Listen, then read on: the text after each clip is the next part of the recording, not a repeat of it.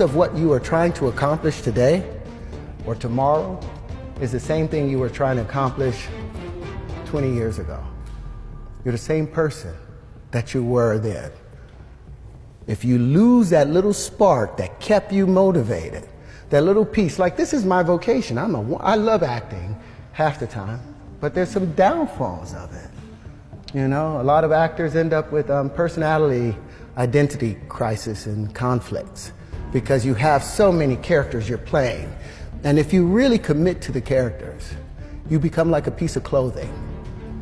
And your body becomes what they put on. And the character has a tendency of wanting to own you. They don't let go. What you saw in Anthony Hopkins and Hannibal Lecter, that monster lives in him. That's why we believed it. He had to tap into something very ugly in our human nature sometimes. And as an actor, sometimes I tap into beautiful things. But like with Lucius, and the character I play with Lucius, his life is filled with turmoil. So 90% of the day I'm walking around carrying his turmoil and also the turmoil from me and my own family. And then how do you have time to really bring yourself back to who you are? Because that's the most important thing. That's the thing that's going to bother you more than anything else. You will look at yourself one day and you won't know who you are because you don't remember who you were. You know, sometime along the way, or maybe at 13 or 14, we let go of the little person that kept us going. That little person that was always there. I got you, man. I'm here. I got you. Don't go in there. I ain't going in there. That person, when we get about 13 or 14, we get embarrassed of him. And we push him aside and we don't listen to him anymore. And he's always knocking. Hey, hey.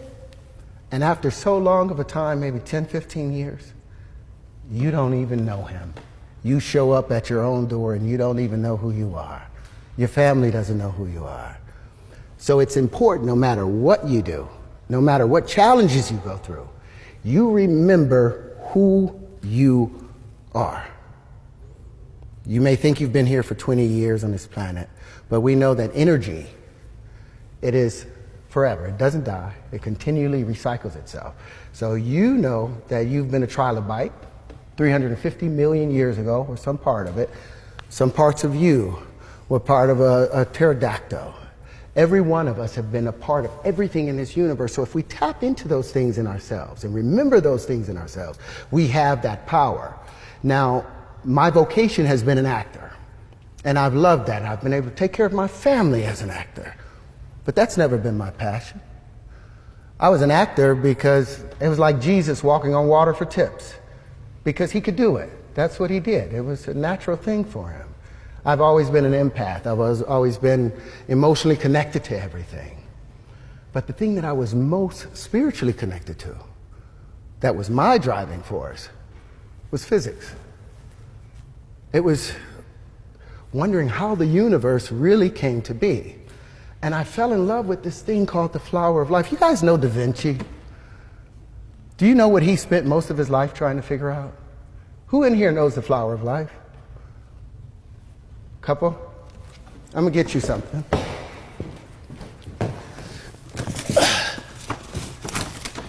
Because I want you guys to know. Do you want me to hold it? Huh? Do you want me to hold it? Okay. No, I'm gonna hold it up. I want you guys to know about a 6,000-year-old secret. 6,000 years, mankind has been trying to decipher this one little thing called the flower of life. Now, do you know the flower of life? Have you guys ever seen this before? Now, you know this is one of the oldest symbols in human history, right? Or do you not know?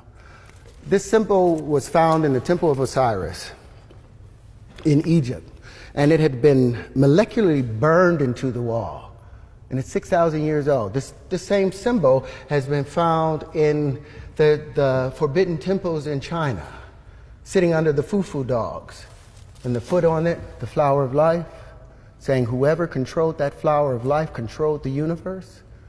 There were secrets in that flower of life that Da Vinci spent his whole life trying to uncover. There were secrets in that flower of life that Newton spent his whole life in secret trying to uncover. The same secrets that Pythagoras was desperately trying to uncover. But the problem was they kept seeing this in a two-dimensional space. They couldn't get it out of this two-dimensional frame, and as a result, they got stuck in this plane, a flat plane. Now, what Da Vinci and all of them wanted to do, they were trying to find a way to bring this flower to life, because what is inside of it? Well, apparently, there were secrets inside of it. Shapes, they got the Merkaba and all of those other things out of it. But they were misled by something I think called a straight line. You guys believe in straight lines? You believe there's straight lines in the universe? Well, let me hit you with something. All energy in the universe is expressed in what? It's in motion. If something is still, there's no energy. Kinetic, right? All motion is expressed in what? You look at galaxies. Are they expressed in straight lines? Expressed in vortices. All vortices are expressed in what? Waves. All waves are curved. Show me a straight line in nature. You show me where the platonic solids come from. Where do they have their foundations in our universe? Are there any straight lines? If you look at anything, there are no straight lines. That's been the mistake. We've been looking at these straight lines, this Euclidean way of thinking, and missing the curvature of nature. So here we are, back with the curvature of nature. And you have all these little pieces. Now, this has always been an information system. So compare some of these points. Take a point here and say, well, what's the space in between all of these things? Now, they've said that all the in-between spaces, if this is the Earth and this is the moon right here, all this in-between space is filled with what? A void. There's nothing in the void. Well, I found that there is something in the void. The elementary fundamental particles that they've been searching for at the CERN Collider, the Hadron Collider in CERN, I found that their energy signatures matched perfectly to some of the pieces that I was able to pull out of here. So I'm